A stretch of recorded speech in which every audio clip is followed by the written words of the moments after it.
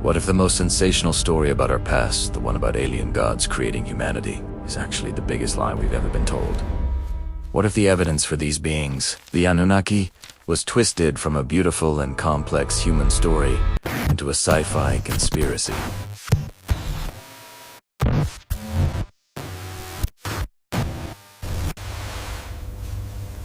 Today, we're peeling back the layers of that conspiracy to find a truth that's way more fascinating than any fiction.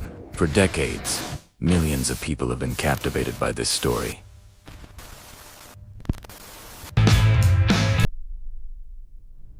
It goes like this.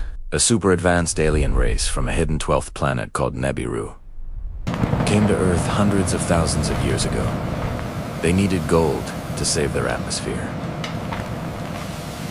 So, they found early hominids, tinkered with their DNA, and created Homo sapiens us to be their slave miners. This story, made famous by author Zecharia Sitchin in his 1976 book, is a pillar of the ancient astronaut theory, presented on TV shows as the real, hidden truth.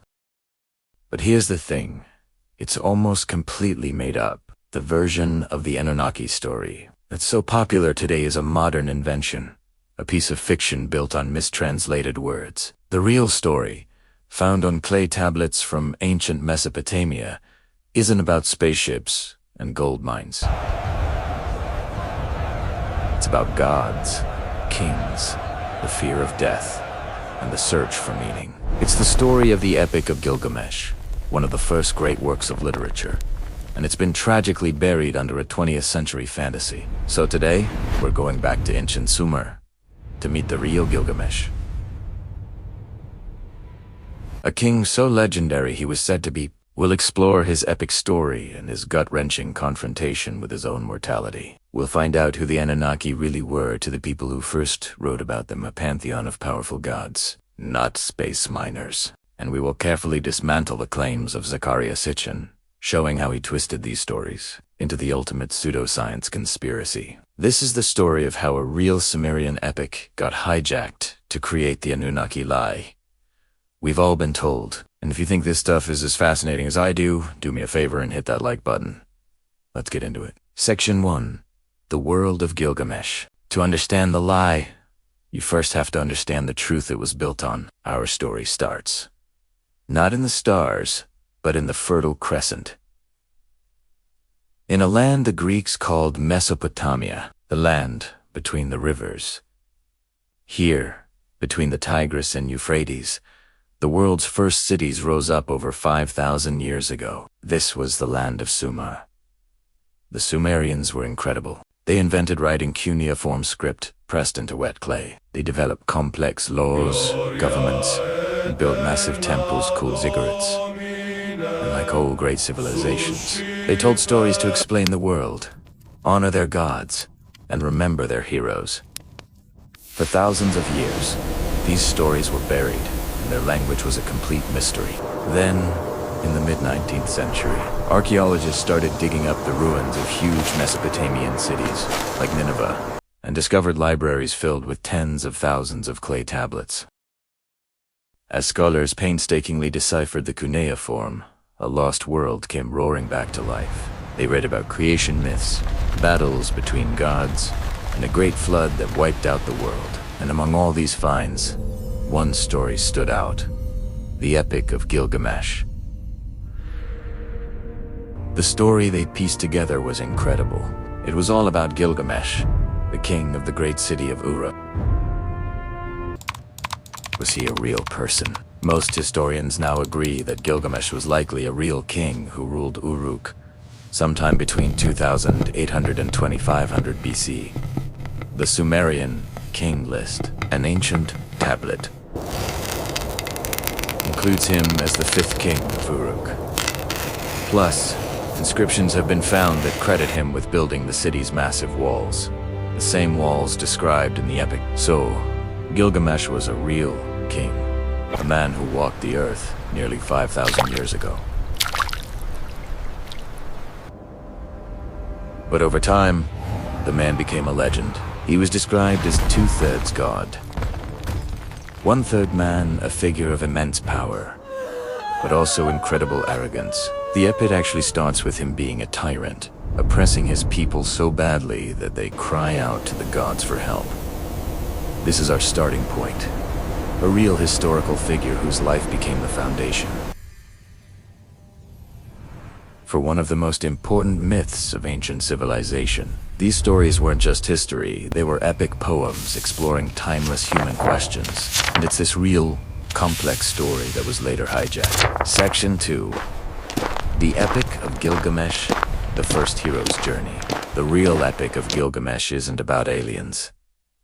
It's a deeply human story about friendship, loss, and the terror of death. It starts when the gods create a wild man, Enkidu, to humble the arrogant king Gilgamesh. After Enkidu is civilized, he travels to Uruk and challenges the king. They wrestle, and instead of destroying each other, they become inseparable friends. Together, Gilgamesh and Enkidu go on a great adventure.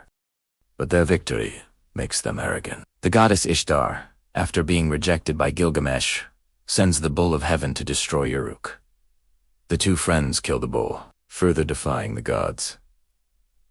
But the gods have had enough. They decree that one of the heroes must die, and they choose Enkidu. He gets sick and dies, leaving Gilgamesh completely heartbroken. For the first time, the mighty king, who is part god, has to face the reality of his own death. And he is terrified. This fear drives the rest of the epic. Desperate to escape death, Gilgamesh travels to the ends of the earth to find the secret to eternal life. His quest leads him to Utnapishtim, the only man to have ever survived the Great Flood and been granted immortality by the gods.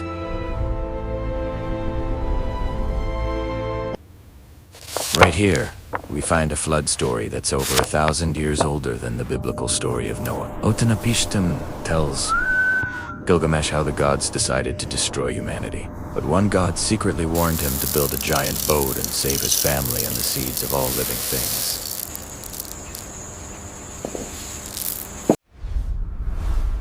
The parallels to Noah's Ark are stunning and show how these powerful myths were shared across cultures. But for Gilgamesh, the story isn't comforting. Utnapishtim tells him immortality was a one-time deal. As a test, he challenges Gilgamesh to stay awake for 6 days and 7 nights. Gilgamesh, exhausted, immediately falls asleep. It's a powerful symbol. Humanity, by its very nature, cannot escape its mortal limits. Defeated, Gilgamesh is about to leave when he's given a parting gift. A magical plant that restores youth. He finds it at the bottom of the sea and heads home, thrilled. But in a moment of carelessness, a snake steals the plant while he bathes. He's left with nothing. He returns to his city of Uruk, not with eternal life, but with hard-won wisdom. He looks at the massive walls he built his lasting legacy and finally understands.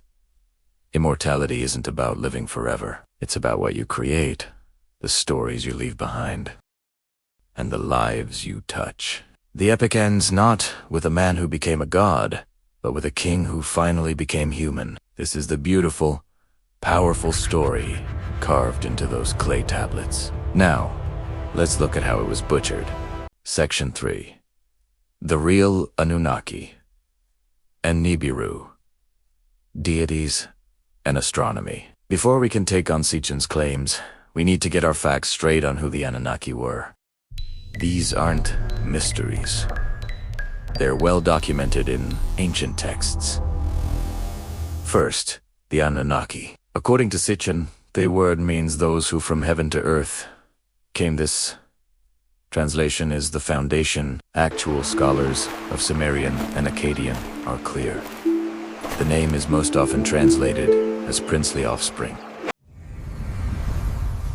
The Anena were a group of some of the most powerful deities, serving as a divine council. They were the children of the sky god, An, and the earth goddess, Ki. The Anana show up in many texts, including the Epic of Gilgamesh. They are powerful gods. They're the ones who order the great flood and decree Enkidu's death. They are gods in every sense. Not a single ancient text describes them as flesh and blood aliens getting off a spaceship. That idea is a modern invention. The Sumerians believed their gods lived in a celestial realm. Much like the Greek gods on Mount Olympus, a divine home, not another planet. So, what about Nibiru? In Sitchin's theory, Nibiru is everything, the undiscovered 12th planet, with a 3,600-year orbit that brings it into our solar system. This might be his boldest claim, because Nibiru is a known term in Babylonian astronomy, and it has nothing to do with a rogue planet. The word Nibiru translates to crossing or point of transition. It is a celestial point. Most often, it's identified with the planet Jupiter. In other contexts, it might refer to Mercury, or just a general crossing point in the heavens. The name is associated with the chief god, Marduk, and in the creation epic, Enuma Elish Nibiru is described as a star.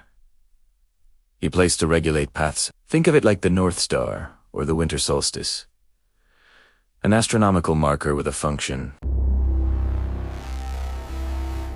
It is not a planet with an alien civilization on a collision course with Earth. Sitchin simply took a term, stripped it of all its real meaning, and invented a new, sensational one. Section 4. Zecharia. Now we get to the source of the lie, Zecharia. Sitchin was an author and journalist with a degree in economic history. He wasn't a professional historian or a linguist. Trained in ancient languages, he taught himself to read cuneiform, but his entire theory rests on his personal claim that he could interpret these texts better than the world's leading scholars. In 1976, he published The 12th Planet.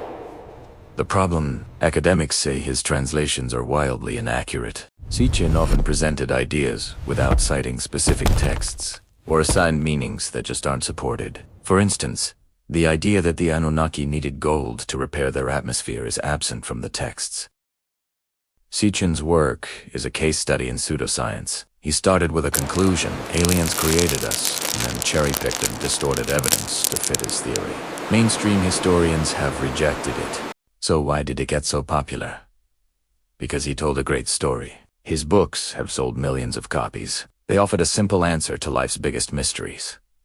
Who built the pyramids? Where did we come from? It was a shortcut to feeling like you had secret knowledge. His ideas were then amplified by TV shows, like Ancient Aliens, which often present his claims as credible without much critical examination. The story was repeated so often it started to sound like fact. But repetition doesn't make it true. Section 5. The Nibiru Cataclysm. From fiction to Doomsday hoax, Sitchin's lie didn't just stay in books. It mutated into a full-blown Doomsday prophecy. The next person in this saga is Nancy Leader, who claimed to be a psychic in contact with aliens. In 1995, she announced that Sitchin's 12th planet was on a collision course with Earth, set to arrive in May 2003. Causing a pole shift that would destroy civilization. When May 2003 came and went, the prophecy didn't die, it just got rescheduled. The new date became December 2012, tying the Nibiru myth to the Mayan calendar. The panic got so bad that NASA had to issue public statements debunking the whole thing. Scientists explained that if a planet were that close, its gravity would wreak havoc on Mars and Jupiter. We would see it. There is zero evidence. The idea of a global conspiracy to hide a planet is not logical. Of course, 2012 passed too, but the myth is stubborn.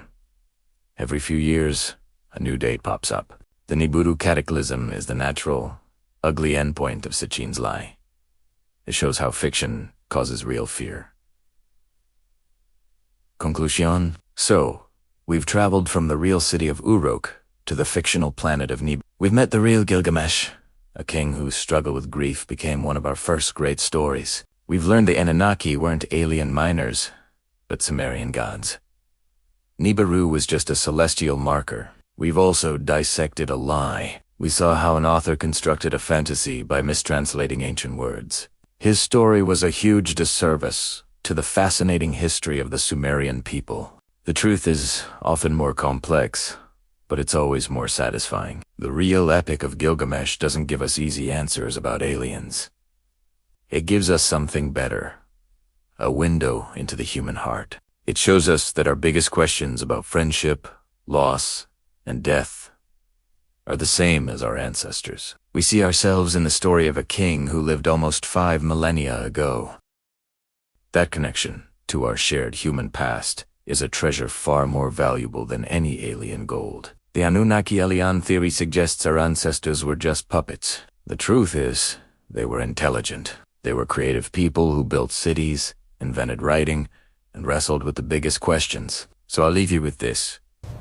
Why are we so quick to believe our achievements were handed to us by aliens, when the evidence shows that from the very beginning, humanity has been capable of incredible things? If you found this journey through history and myth valuable, please give this video a like, and subscribe for more deep dives into our ancient past. Now, I want to hear from you.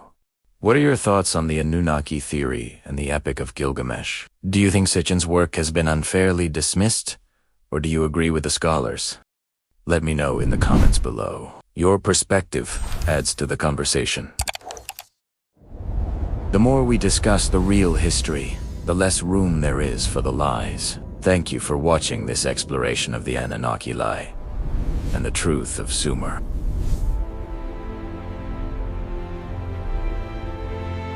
Stay curious, stay critical, and never stop looking for the real story behind the myth. I'll see you in the next one. Until then, keep digging for the truth.